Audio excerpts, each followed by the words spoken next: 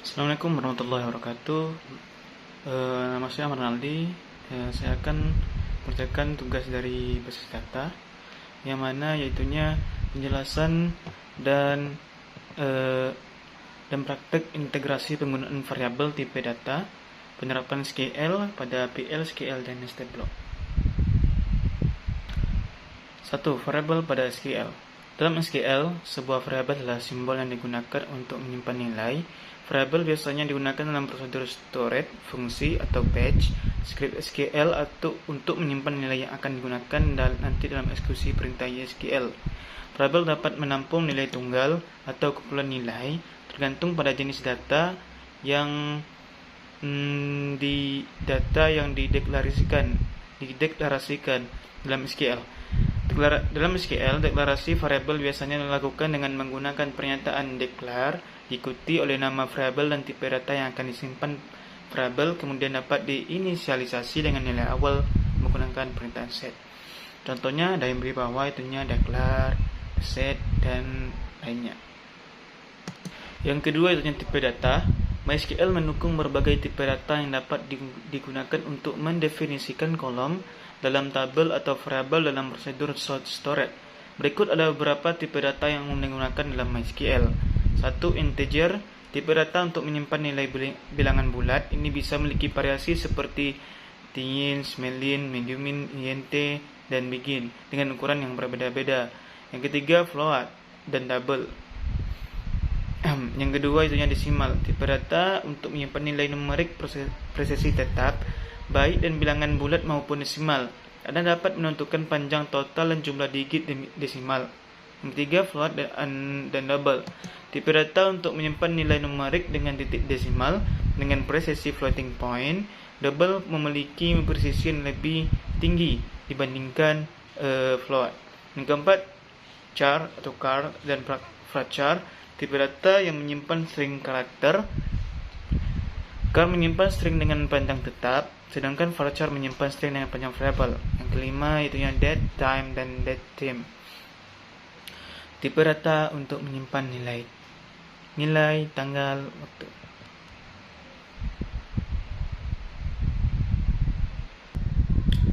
Adapun contohnya itunya yang pertama ada beberapa variabel. Yang pertama int untuk product ID sebagai kunci utama dan untuk stocky quantity.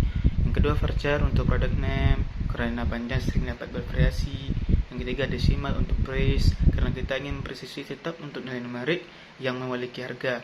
Yang keempat float untuk weight karena kita ingin menyimpan nilai numerik dengan titik desimal. Yang kelima text untuk description karena deskripsi produk bisa panjang dan beragam.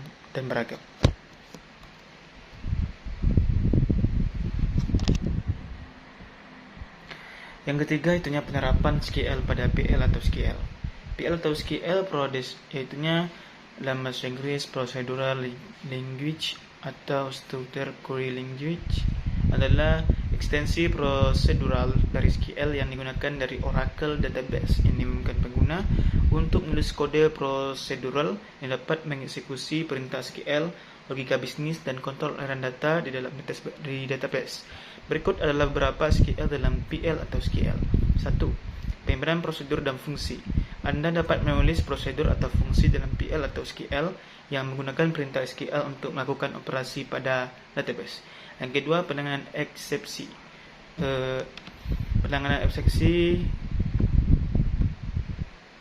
Penanganan eksepsi adalah Anda dapat menggunakan blok penanganan eksepsi untuk menangani kesalahan yang mungkin terjadi selama eksekusi perintah SQL. Yang ketiga itu yang kursor. PL atau SQL menggunakan kursor untuk mengeksekusi perintah SQL dan mengakses baris-baris hasil. Yang keempat, trigger. Kita dapat menulis trigger dalam PL atau SQL yang menanggapi perubahan data pada tabel dan menggunakan perintah SQL.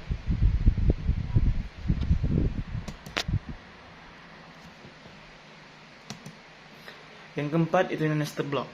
Nested block dalam SQL adalah merujuk kepada blok kode yang terletak di dalam blok kode lainnya. Nested block sering digunakan dalam PL atau SQL untuk mengelompokkan logika bisnis atau kontrol aliran atau untuk menangani eksepsi dalam eksekusi prosedur atau fungsi. Dapat contohnya itunya seperti gambar yang di bawah. Baiklah, kita akan masuk ke VS Code untuk membuat codingannya.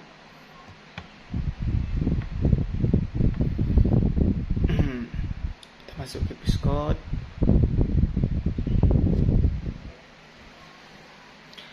Itunya yang pertama seperti biasa